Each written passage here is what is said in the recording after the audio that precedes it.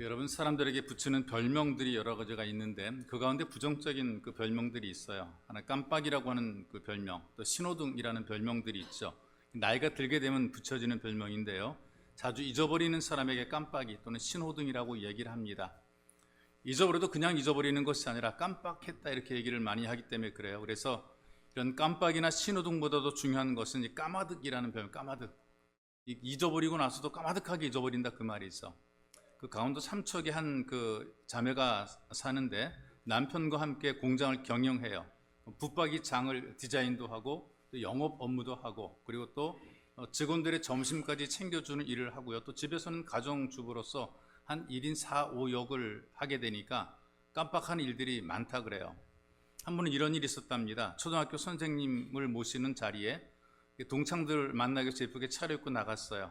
모자도 예쁜 모자로 옷도 잘 입고 딱 들어가니까 친구들이 와 하고 소리를 지르고 박수를 칩니다. 야 예쁘다 세련됐다 이렇게 얘기를 해요. 근데 구두 신는 걸 깜빡 잊어버린 거예요. 집에 신던 슬리퍼를 신고 삼척에서 태백까지 갔습니다. 요즘에 자기 깜빡이 증상을 이야기를 해요. 딸을 데리고 슈퍼마켓에 갔대요. 근데 물건 살 게 별로 많지가 않으니까 금방싸 나오려고 생각을 했답니다. 그래서 아이에게 아이스크림을 사주면서 엄마 금방 올 테니까 잠깐 기다려라 이렇게 얘기를 했대요. 물건을 사면서 딸이 기다리고 있다는 것을 또 깜빡 잊었어요. 물건 사고 들어온 곳으로 나가야 딸을 만나게 되는데 물건을 사고 들어온 곳 말고 또 다른 후문으로 나갔습니다. 반대편 출구로 나가게 된 거죠. 그러다가 혼자 그냥 집으로 와버린 거예요. 집에 돌아와서도 이 딸이 슈퍼에 기다리고 있다는 것을 까마득하게 잊어버리고 있습니다.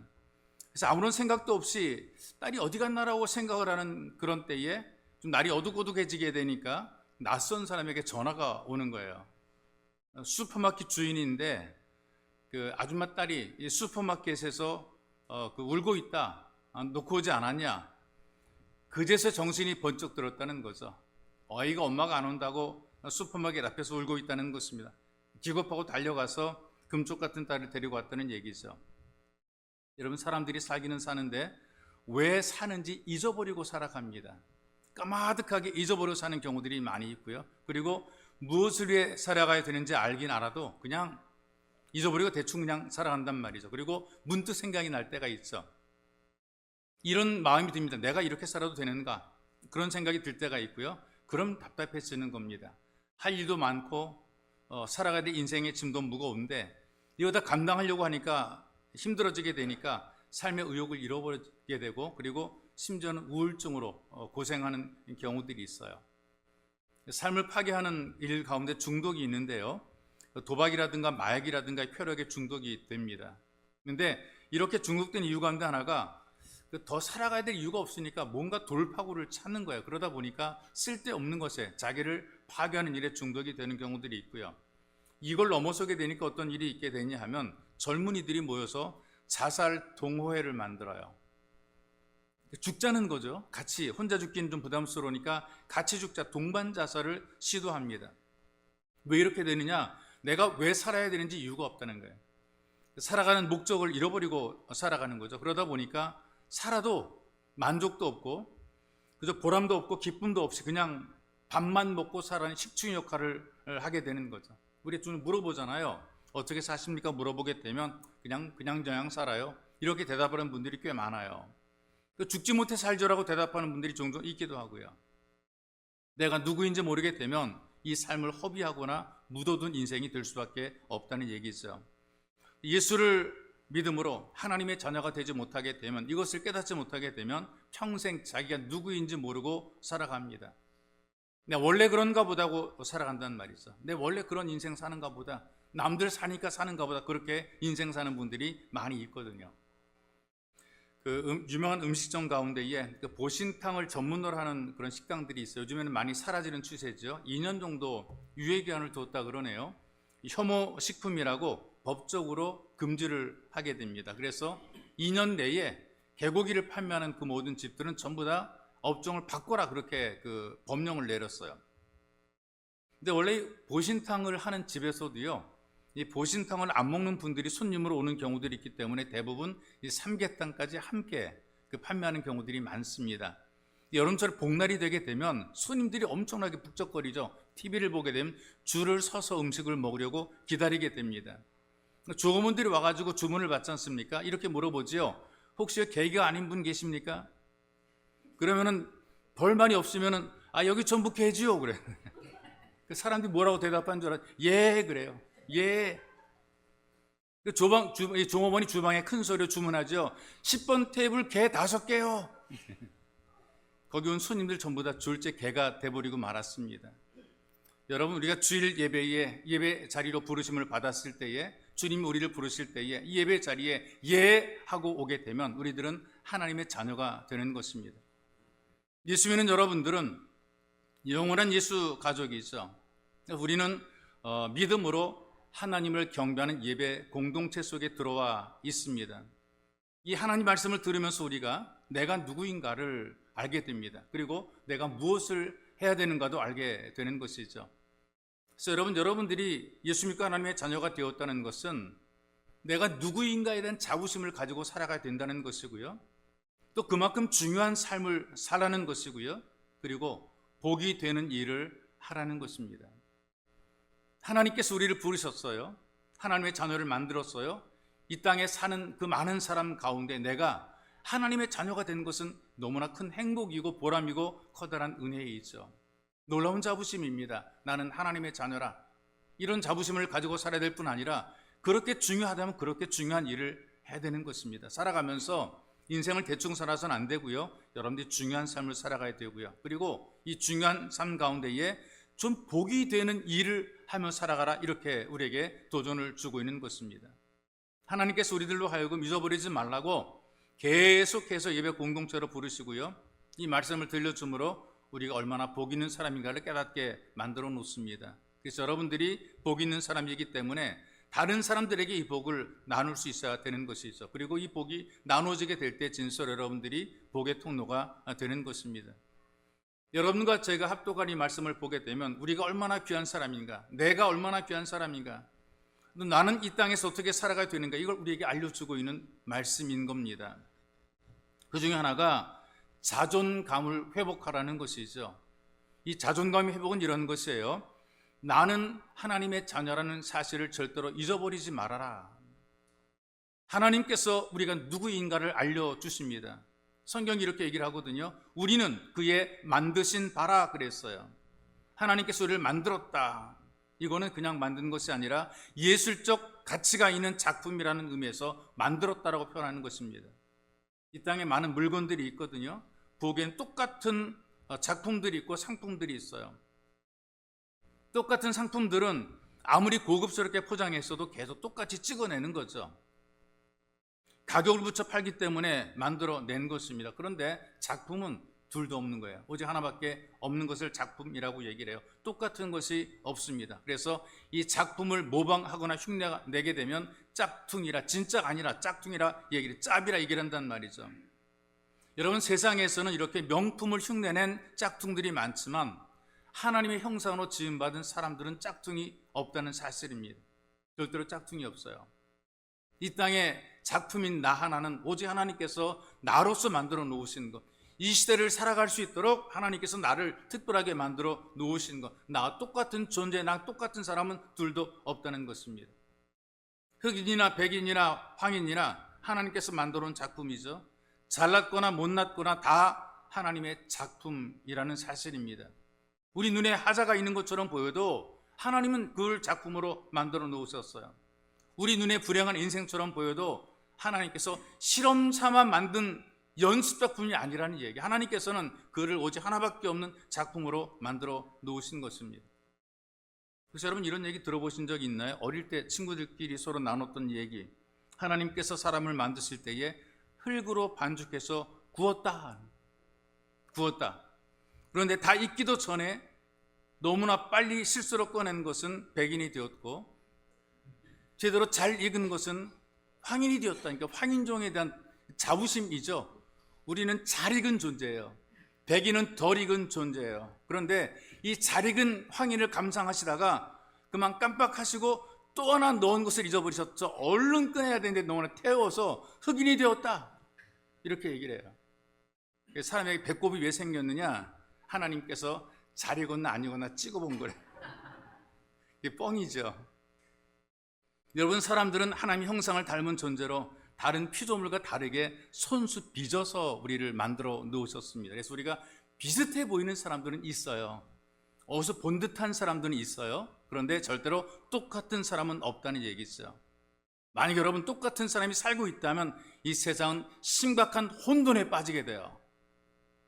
누가 내 아내이고 내 남편인가? 누가 우리 아버지고 누가 우리 어머니인가? 어떻게 분간하시겠습니까? 다 똑같은 사람이 있다면.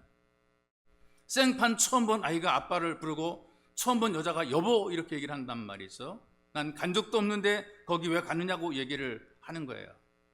우리는 다 각각 다른 특별한 존재, 우리는 나름대로 하나님이 특별하게 은사를 주시고 달란트를 줘서 만들어 온 대단한 존재들입니다. 쌍둥이도 서로 다르단 말이죠. 시골에 쌍둥이 자매가 살다가 각각 시집을 가게 됐어요. 근데 명절이 되게 되면 다 같이 가족이 모이잖아요.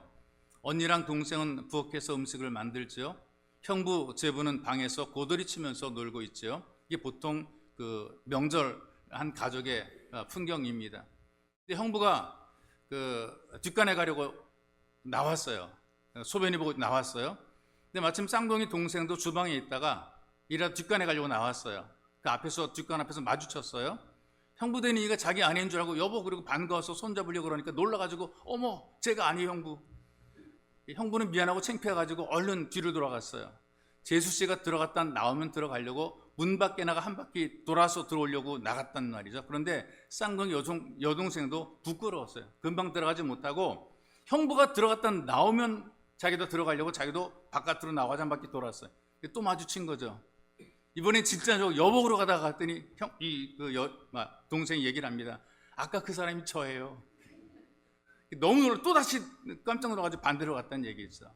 여러분, 우리가 이 땅에 태어나서 산다는 것 자체가 신비고 기적인 거예요. 나랑 똑같은 존재가 이 땅에 아무것도 없다는, 이 지구상에 70억의 인구가 살아가는데 나랑 똑같은 사람이 아무도 없어요. 쌍둥이도 다르게 만들어 놓으신 것이 있어. 하나님께서 공장에서 물건을 생산하다 찍어낸 상품이 아니라는 얘기입니다. 여러분과 저는 단 하나밖에 없는 유일한 걸작품으로 우리를 만드신 것입니다. 이걸 우리들이 인지를 하고 살아가야 되는 거예요. 하나님께서 나를 만드실 때 이렇게 소중하게 만들어 놓으셨다. 이게 바로 나라는 존재라는 거죠. 그러니 여러분, 하나님의 자녀로 살아가는 여러분 자신이 하나님의 작품이라는 이 자부심을 가지고 살아가야 된다는 얘기예요. 기독교 재단에서 설립한 초등학교가 있는데 거기 이사회에서 학교를 시찰을 나온다는 거죠. 보통 교실을 돌아다니고 질문하게 된 아이들이 대답을 하는 이제 그런 과정들이 있어요. 그래서 1학년 담임 선생님이 시찰 나온 장학생들이 질문을 할 텐데 똑바로 대답을 하라고 아이들에게 그 답변을 훈련을 시켰습니다. 그래서 맨 앞줄에 있는 아이에게 물어보기 때문에 제일 앞줄에 있는 아이에게 단단히 일러줍니다. 장학사님이 오셔서 누가 너를 만들었지라고 물으시면 하나님께서 만드셨습니다라고 대답을 해라. 이게 왜 기독교 학교니까 이런 어떤 창조론적인 가치관을 아이들에 가르치는 거거든요. 두 번째 줄에 있는 아이에게 얘기를 합니다. 너를 길러주신 분이 누구지? 라고 물으면 아버지와 어머니라고 대답을 해라. 몇 번을 반복 훈련을 시켜가지고 아이들이 이제 인식을 했어요. 수업 중에 장학사가 교실로 들어오게 됩니다. 그런데 맨 앞줄에 앉아서 연습시킨 그 아이가 하필 그 시간에 화장실에 가버린 거죠. 장학사 두 번째 줄에 앉은 아이에게 첫 번째 질문하게 됩니다. 누가 너를 만들었지? 그러니까 애가 얼른 대답하기를 예, 우리 아버지의 어머니입니다. 그게 아니지. 하나님이 만드셨지. 그랬더니 아이가 또렷하게 대답하는 거예요. 하나님이 만드신 애는 화장실에 갔어요. 하나님께서 우리를 하나님의 자녀로 만드셨어요. 이 말씀 믿지 못하게 되니까 자기 처지를 자꾸 비관하거든요. 남들은 복 받고 사는데 나는 못난 인생이라고 자기 삶에 대해서 탄식을 하게 돼요. 성경은 분명히 우리를 하나님이 만드신 작품이라고 우리들에게 알려주고 계십니다. 그런데 세상은 하나님의 작품으로 보지를 않고 상품 취급을 하고 있는 것을 보게 됩니다. 그래서 얼마나 배웠냐? 너 얼마나 가졌냐? 얼마나 높은 지위에 있느냐? 얼마나 이쁘냐? 근데 여러분, 아무리 이뻐도 50대가 되게 되면 평준화가 된다 그래요. 주름 생기죠? 뽀얀 피부 거칠어지지요. 몸매도 아무리 좋은 몸매지만 아무리 구겨 넣어도 이리저리 흐트러지게 될 수밖에 없어요. 50이 되게 되면 거의 평준화 상태가 되고요. 아무리 많이 배워도 나이가 60이 되게 되면 지식의 평준화가 이루어진다는 거죠. 깜빡 잊어버리고 까마득하게 잊어버려서 다 거기서 거기가 된다는 것입니다. 그리고 재물이 많아 자랑하던 분들도요, 늙어지게 되면 이 재물의 평준화가 이루어지게 돼요. 왜? 쓸 데가 없거든요. 돈은 많은데 별로 쓸 데가 없단 말이에요. 죽을 때도 평준화 돼가지고 다 같이 흙으로 돌아가는 거죠. 금을 많이 갖고 있다 그 사람이 금이 되는 것도 아니고요. 가난하게 살았다고 그 사람만 흙이 되는 것이 아니라 누구나 다 많이 가지고 있는 사람이나 가지지 못한 사람이나 평준화된다, 다 흙으로 돌아간다는 얘기죠. 그래서 여러분, 이 사람은 세상의 가치로 평가되는 것이 아닙니다. 사람들이 무시하고 우습게 여겨도 하나님께서 귀하게 여기시면 그는 귀한 사람이 되는 것입니다. 사람들이 비웃거나 말거나 우리의 존재는 귀한 존재라는 얘기죠. 그리고 귀한 존재인 것을 깨달은 사람들은 인생을 살아가면서 귀하게 살아가는 거예요. 내가 하나님의 자녀이기 때문에 그는 귀하게 살아가는 거예요. 이런 인식을 하는 사람, 자부심을 가진 사람은 인생을 살아갈 때에 막 살지 않고 자기 자신의 존재를 알기 때문에 귀하게 살아갑니다. 나폴레옹이라고 하는 사람 여러분 잘 알죠? 프랑스의 황제고 정복왕이라 불리웠던 사람인데요, 말을 타고 가다 적군의 공격을 받게 돼요. 피하려고 그러다가 말에서 떨어지는 것을 가까이 있던 병사 하나가 자기 몸으로 받아서 다시 말에 태워드립니다. 나폴레옹이 이렇게 얘기를 합니다. 고맙다 대위. 그랬더니 그 병사 이렇게 얘기를 해. 폐하, 저는 대위가 아니라 일개 병사입니다.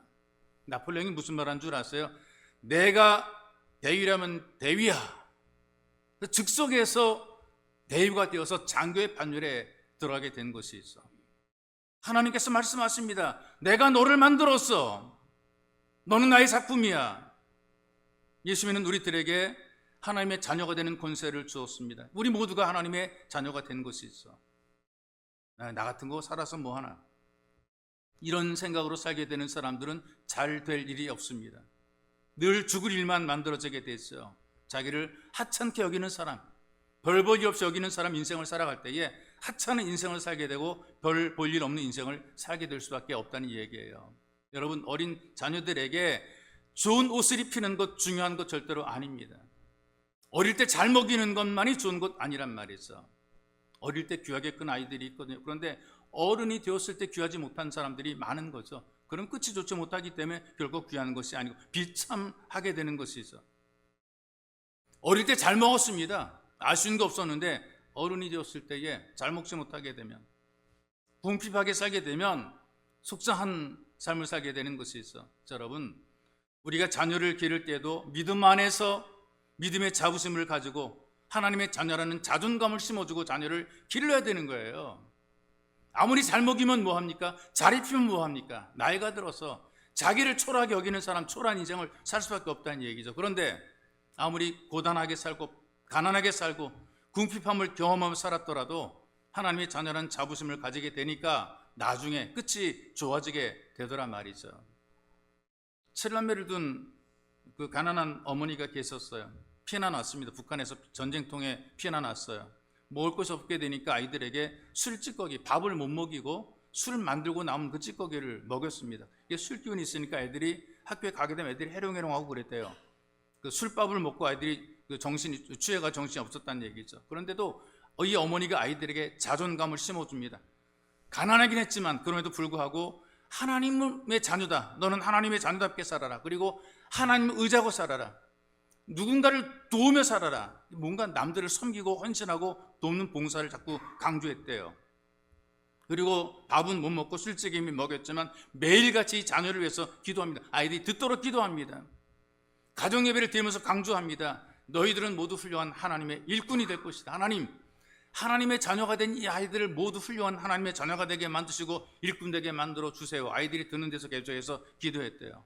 이 아이들이 성장해서 목회자가 되었어요. 감리교 김선도 목사, 김홍도 목사, 김국도 목사.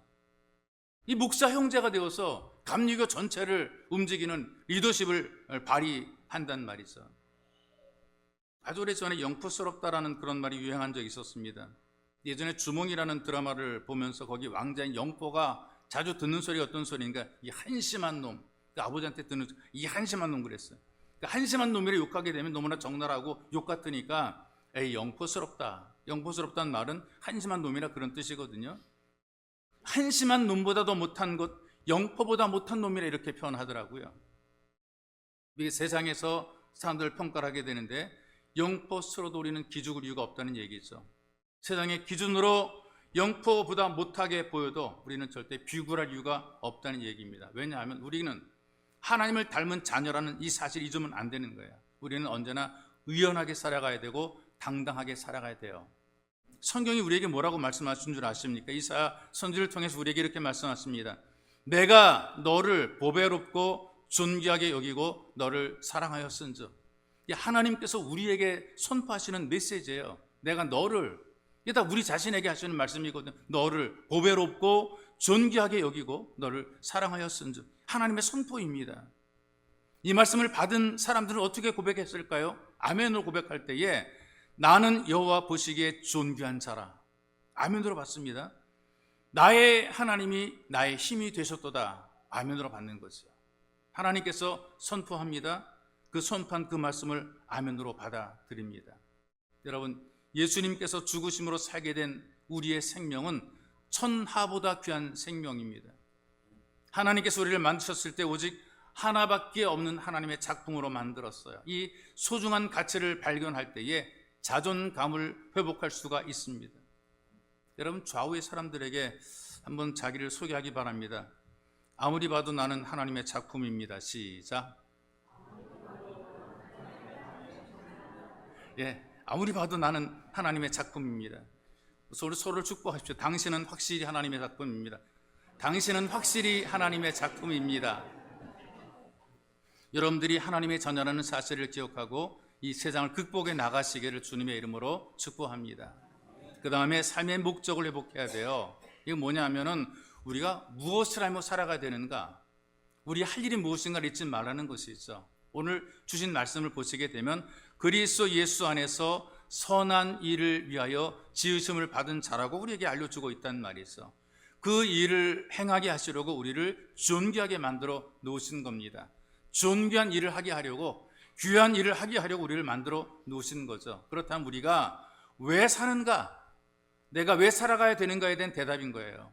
우리가 살아야 될 목적입니다. 그리고 우리의 사명입니다. 이 사명을 다하는 것이 바로 선한 일을 행하는 것이죠. 이 사회학자들이 사람들에게 세 가지 삶의 단계가 있다고 얘기를 해요. 제일 낮은 단계가 생존의 단계예요. 생존의 단계, 먹고 살고자 하는 생존의 단계. 내게 주어진 삶 속에서 본능적으로 그냥 살아가는 것입니다. 눈 뜨면 일어나서 밥 먹고 허겁지겁 출근해서 열심히 일하다가 퇴근하고 집에 와서 TV 보고 낄낄대다가 다시 자고, 그 다음날 아침에 또 일찍 일어나 밥 먹고 출근하고 일하다가 퇴근해서 집에 와서 밥 먹고 TV 보다 또 낄낄거리다 자고, 시계추처럼 무의미하게 계속 무한 반복하는 거죠. 이런 사람들의 목적이 어떤 것인가? 잘 먹고 잘 자면 만족하는 거예요. 본능에 충실한 삶을 살아갈 때에 이게 가장 낮은 단계의 생존 단계라는 얘기입니다. 두 번째 삶의 단계는 성공의 단계. 이거 좀 높은 거죠. 대부분의 사람들이 추구하고 있는 인생의 단계입니다. 좀 더 편안하고, 좀 더 안락하고, 좀 더 좋은 집, 좋은 차, 여유 있는 재산, 사회적인 지위, 여가를 즐길 수 있는 삶. 이 정도 살아갈 때 나름대로 성공했다고 말할 수 있는 그런 단계입니다. 계절마다 놀러 갈 수 있고 휴가를 누릴 수 있으며, 그 다음에 어떤 호텔에 가서 소위 말하는 호캉스를 즐길 수 있는 그런 여유 있는 삶. 요즘에 베스트셀러 반열에 올라 있는 그런 책들 대부분이 성공의 단계에 올라서는 방법을 많이 제시하는 거죠. 여러분, 이렇게 성공했다고 하는 사람들도 진정한 만족과 행복은 없더라는 것입니다. 원하는 것도 얻었고 바라던 것도 찾았습니다. 그런데 채워지지 않은 갈증이 있고 공허함이 있는 거예요. 아무리 잡아도 다 내가 누리고 있더라도 한 20%는 부족하다, 그렇게 얘기를 하는 거예요. 뭔가 허전한 거고 뭔가 부족한 거죠. 가졌는데, 그 자리에 갔는데, 뭔가 내가 많은 것을 누리고 있는데 그래도 뭔가 부족하기 때문에 또 뭔가를 자꾸 찾고 있는 거죠. 세 번째 단계가 필요한데 뭐냐? 바로 목적의 단계라는 것이죠. 내가 할 일이 무엇인가, 내 삶의 목적을 가지고 살아가는 것입니다. 목적이 있으니까 목적을 향해 나가기 때문에 힘들고 어려도 보람을 가지고 살게 되는 거예요. 그런데 목적이 없으니까 그냥 떠서, 바다 위에 떠서 고장난 큰 배처럼 보람도 없고 고달프기만 한 거예요. 외동딸을 가진 어떤 부자가 있어요. 이 딸이 아버지의 재산을 다 물려받게 돼요. 아들이 없으니까 이 딸에게 다 물려주게 됩니다. 이 부자가 사윗감을 구하는 파티를 열었어요. 광고를 했어요. 그리고 유능한 젊은이들을 다 초대를 했습니다. 내 딸을 목숨보다 사랑하는 사람을 사위로 삼고 이 모든 재산과 사업을 물려주겠다 이렇게 얘기를 했습니다. 그러니 여러분, 남자들이 다 눈과 귀가 열려가지고 너도 나도 나는 목숨 걸고 당신 딸을 사랑한다라고 다 나섰단 말이죠. 어느 놈이 진짜인지 알 수가 있습니까? 다 목숨 걸고 사랑한다는데 누가 진짜인지 어떻게 이게 분간할 수가 있겠어요. 그래서 이분이 장인 될 양반이 사위들이 될 사람을 테스트를 했어요. 시험을 했어요. 수영장에 수영을 해서 가장 먼저 내 딸 앞으로 도착하는 사람을 내가 사위로 삼겠다. 젊은이들이 와 하고 우통부터 막 벗어져 끼는 거예요. 근데 부자가 이런 경고를 합니다. 지금 수영장 안에는 악어가 살고 있다. 옷 벗었던 남자애들 다 옷 다 주 입어요. 죽도록 사랑한다고 말은 했는데 죽으면 뭐 재산이고 외동딸이고 아무 소용 없잖아요. 죽으면 그냥 인생 살 때 얇고 길게 사는 게 낫지 악어 밥으로 죽을 이유는 없다 그 말이죠. 뭐 에이하고 다 벗었던 옷들 다 입습니다. 포기하고 돌아서는 순간에 갑자기 첨벙하는 소리가 나는 거예요. 젊은이 하나가 물에 빠져가지고 필사적으로 수영을 합니다. 기적적으로 악어한테 물리지 않고 물 바깥으로 기어올랐어요. 사람들이 막 환호성 지르면서 박수를 막 치는데 이 젊은이가 얼이 빠져 있어요. 막 제정신이 아닌 거예요. 뭐라 그런 줄 아세요? 도대체 누구냐? 나를 밀친 놈의 새끼는. 이게 들어가고 싶어 들어간 게 아니라 어쩌다 밀쳐져 들어가가지고 정신없이 살려고 막 그냥 헤엄쳐 나왔던 것이 있어. 원에 뛰어든 것이 아닌 거예요. 빠졌으니까 죽을 똥 살 똥 살려고 헤엄치는 것이죠. 결국 이 부자의 외동딸을 사랑한 것이 아닙니다. 여러분, 사람들이 살아가야 될 이유를 모르게 되면 남보다 열심히 사는 것 같아요. 굉장히 막 존경스러울 정도로 열심히 살고요. 또 참 착하게 사는 것 같아요. 근데 어떤 분들은 죽지 못해서 그렇게 사는 분들이 있습니다. 열심히 사는 것도 죽지 못해 열심히 살고요. 착하게 사는 것도 악하게 사는 것보다 나쁘니까 그냥 착하게 사는 그런 사람들이 있단 말이죠. 여러분, 살면서 어떤 일에 실패하는 것이 죄가 되는 것이 아니고 목적이 잘못된 것이 죄가 됩니다. 자기의 목적을 이루려고 살았던 사람들은 다 이루고도 실패를 할 수밖에 없어요. 하나님께서 무엇을 원하시는가? 하나님의 목적을 바라보고 살았던 사람들은 결국은 그 인생을 아름답고 보람있게 만들어 가는 것이죠. 인생을 살 때 어떻게 사람들이 살아가는 줄 아십니까? 이런 방식으로 사는 경우들이 많더라고요. 어떤 엄마가 음식을 만들어요. 소금이 떨어졌어요. TV 보는 딸아이에게 심부름을 시킵니다. 애기입니다. 야, 너 슈퍼에 가서 소금 좀 사와라. 5,000원짜리 한 장 들려 보내줬어요. 어린 딸이 돈 가지고 5,000원짜리 들면 슈퍼로 들어갔습니다. 엄마가 소금 사오라고 보냈거든요. 근데 딱 눈에 띄는 게 뭐예요? 빼빼로가 눈에 띄는 거예요. 자기가 먹고 싶은 거죠. 그래서 엄마가 소금 사오라는 거 깜빡 잊어버리고 자기가 먹고 싶은 빼빼로 사들고 좋아서 헤헤거리며 들어간다는 말이 있어. 여러분, 하나님께서 우리 이 땅에 보내셨을 때에 할 일을 하라고 보내신 것입니다. 이걸 우리는 사명이라고 얘기를 하죠. 그런데 깜빡 잊거나 까마득하게 잊어버리고 살아가요. 성도가 성도답게 사는 것은 이 사명을 행함으로 증명하는 것입니다. 그래서 여러분, 나는 무엇을 위해 살고 있는가를 자꾸 생각을 해야 돼요. 하나님 앞에서 많은 것을 구하잖아요. 우리가 기도하고 원하는 소원들이 많잖아요. 좀 더 좋은 것을 원하잖아요. 돈을 구하기도 하고 건강을 구하기도 하고 좀 어떤 사업의 형통을 구하기도 하고 내 자녀가 잘 되는 것을 우리가 구하기도 하고 얼마나 중요합니까? 다 중요한 것들이죠. 다 우리에게 필요한 것들이거든요. 근데 왜 이것을 구하는가 생각해 봐야 돼요. 왜? 당신은 왜 건강해야 됩니까? 당신에게는 왜 돈이 있어야 됩니까? 당신의 사업이 왜 잘 돼야 됩니까? 당신의 자녀만 왜 형통해야 됩니까? 왜? 무엇 때문에 그래야 되냐는 것이죠. 얻었을 때에 이걸 어떻게 쓸 것인가가 더 중요한 것이란 말이에요. 어떻게 쓸 것인가? 내가 가지고 있는 이것을 가지고 내가 받은 응답을 가지고 내가 어떻게 쓸 것인가? 이게 더 중요한 것이란 말이죠. 좋은데 그 좋은 것을 가지고 우리는 어떻게 할 것인가? 이게 더 중요하단 말이죠. 그래서 여러분, 직장 일을 대충 하시는 분들이 있거든요. 근데 교회는 되게 열심히 하는 분들이 있어요. 또 주님께서 원하시는 모습 절대로 아닙니다. 가정 살림을 엉터리로 해요. 가보게 되면 막 발 디딜 틈이 없고 발뒤꿈치를 들고 가야 될 그런 집들이 있어요. 근데 교회에서는 엄청 깔끔한 척 열심히 살아갑니다. 이것도 바람직한 모습이 아니거든요. 음식점을 하는 그리스도인들이 음식을 대충 만들어 판매하는 것, 적당 유해식품을 넣는 것, 불결하게 만들어서 판매하는 것, 이거 전부 다 바람직한 그리스도인의 모습이 아닌 거예요. 그런데 교회 와서는 엄청 봉사하는 것도 성도에 마땅한 봉사가 아니라는 것입니다. 그래서 여러분들이 교회에서 충성하고 깔끔한 것처럼 세상 속에서도 자기 한 일에 최선을 다하는 그런 삶이 되는 것, 이게 중요한 것이란 말이죠. 그래서 예수를 믿으면, 예수를 믿는 우리가 뭔가 보여주는 삶이 있어야 된다는 얘기예요. 예수 믿으면서 예수는 내가 보여주시는 그 무엇인가 있어야 된다는 얘기죠. 병원에서 수술을 받아야 될 때가 있어요. 더 큰 병원에 수술 받도록 의사가 두 사람의 두 곳의 병원을 소개를 시켜줍니다. 한 병원 한 의사는 예수를 정말 잘 믿는 의사예요. 기도 잘하고 성경도 많이 알고 있습니다. 그래서 종종 간증도 하고 막 그래요. 그런데 의사는 실력이 조금 딸려요. 얼마 전에 수술하다가 깜빡 잊고 붕대를 속에다 집어넣고 수술을 마친 그런 의사예요. 종종 그런 사고가 나죠. 어떤 사람은 수술 바늘까지 집어넣고 꿰매는 그런 경우들이 있어요. 그래서 이런 의료 어떤 실수란 그런 의사입니다. 또 다른 의사는 하나님이 없다라고 말하는 그런 의사, 하나님 믿지 않은 그런 의사인데요, 수술 하나만큼은 확실하게 합니다. 아주 완벽하게 수술을 해내서 사람들에게는 신의 손이라고 하는 그런 별명을 갖고 있는 그런 의사입니다. 여러분, 믿음이 좋아 보여도요, 마땅히 해야 될 일을 못하거나 안 하게 되면 진짜 믿음이 좋은 것이 아닌 거예요.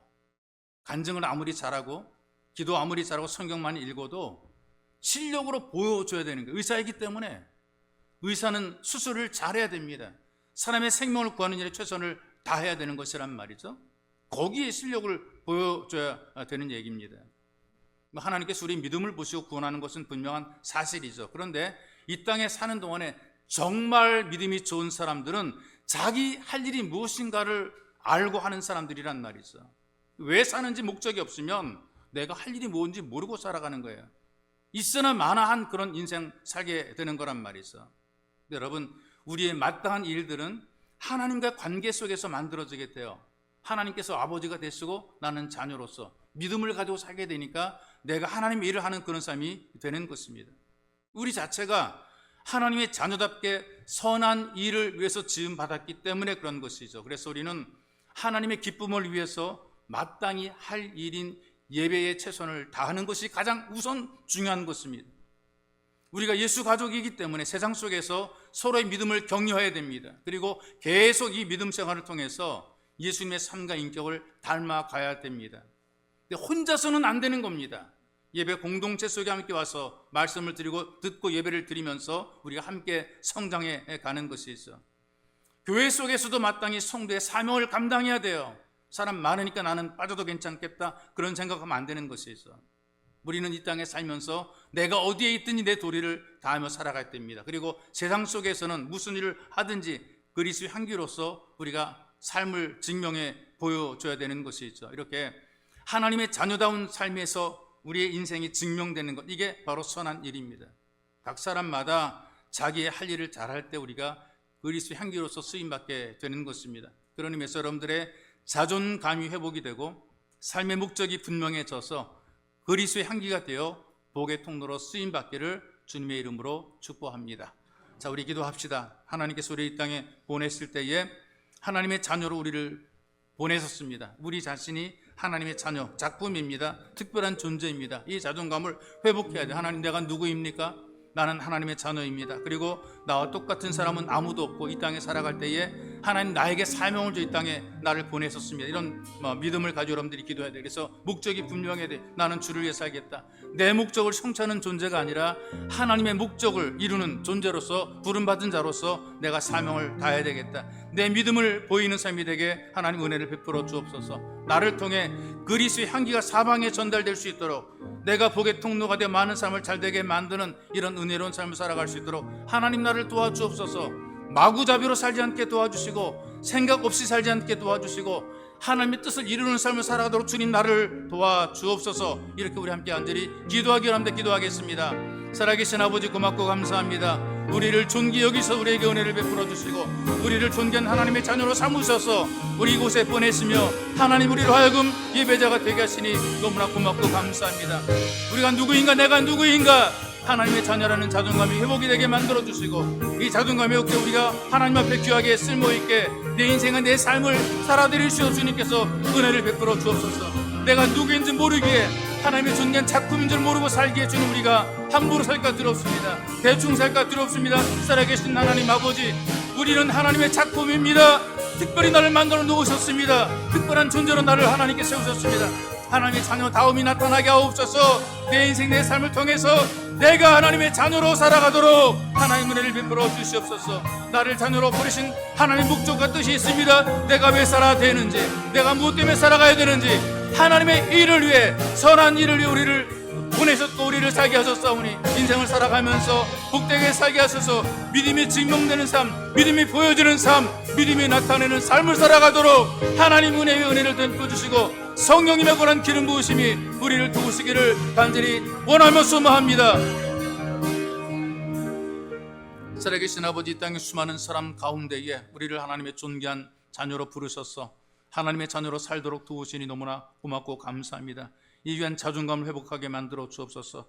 우리의 신분이 놀랍고 귀한 영적인 하나님의 자녀의 신분인 것을 알게 하시고 우리를 절대로 비천하게 여기지 말게 도와주옵소서. 우리가 존귀한 만큼 존귀한 삶을 살아갈 수 있도록 은혜를 베풀어 주시고 존귀한 일을 하며 살아가도록 하나님 맡겨진 인생의 사명을 감당하도록 주님 우리를 도와주옵소서. 기껏 내 목적 이루게 사는 것이 아니라 하나님의 일에 도구되게 하시고 쓰임받게 하시고 나를 통해 많은 삶을 잘되게 만드는 복의 통로 되게 하시고 내 삶이 걸음마다 내 머문 자리마다 그리스 향기로 남아있도록 주님께서 우리에게 은혜를 덧입혀 주옵소서. 그래서 우리가 삶으로 믿음을 증명하게 도와 주옵소서. 보배로 우신 예수님의 이름으로 기도하옵나이다. 아멘.